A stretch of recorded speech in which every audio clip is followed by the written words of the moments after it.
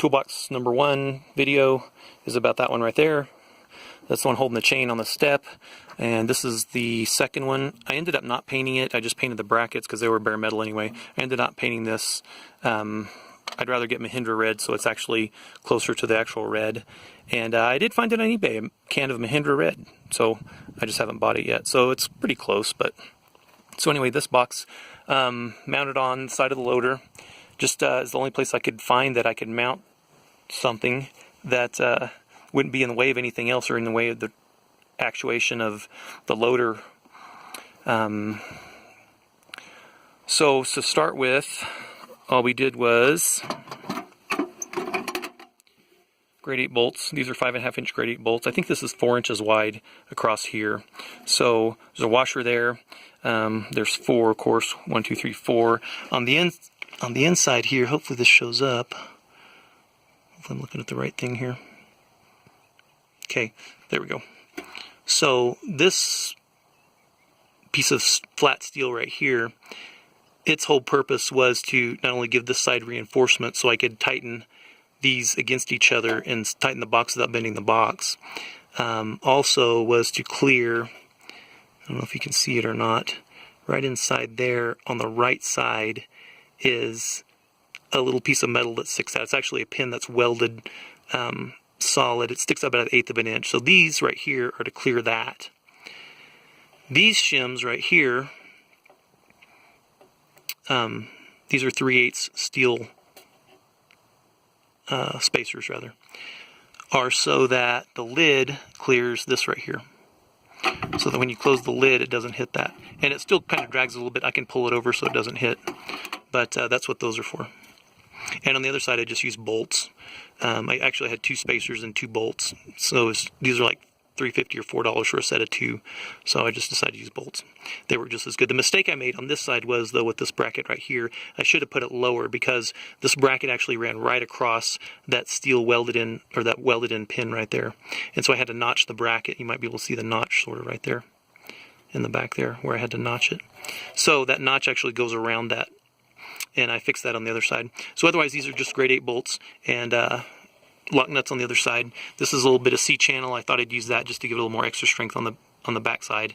And these bolts are right up against the frame here and on the back side. And so that might be the only issue with this. In the back here, where the loader interacts with the mount, there's some movement between here and here. Okay, so these parts move, of course, in relation to this. So it might break this bolt or it might bend this bolt. I'm not sure exactly what's, it might even rip the box out right here. I'm not exactly sure what's going to happen.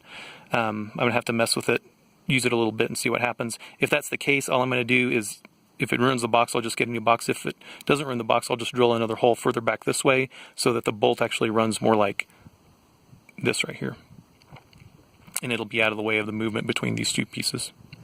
Okay, then the only other issue was the lights. These lights were in the way of the lid, so when I opened the lid, it would hit the light and the lid wouldn't stay open. So all I did was bend this bracket back a little bit. I started to cut them off and re-weld them higher up, but I just bent it back and then I flipped the light over. It was sitting like this. I flipped it over so that it's upside down now, but it actually sits above the box. You can actually see the whole light above the box now when the box is closed. So right now, if you open the box, the lid just folds against sits against the light. Okay, so on this other side, got a little bit bigger box. This is from Tractor Supply. They also call it a 50 caliber box, but